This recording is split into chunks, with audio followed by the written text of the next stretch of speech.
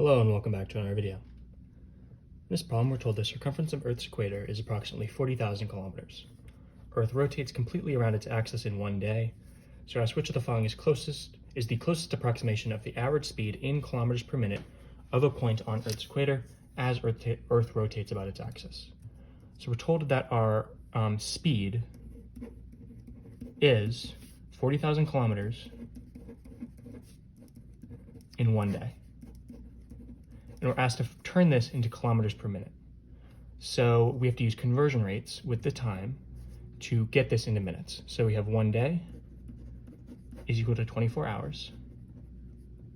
1 hour is equal to 60 minutes. So what are we doing here?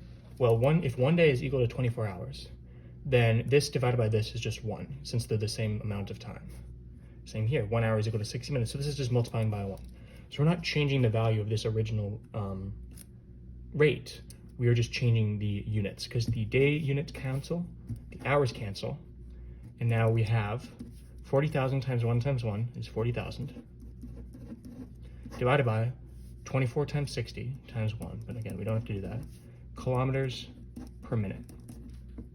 And when you do this out,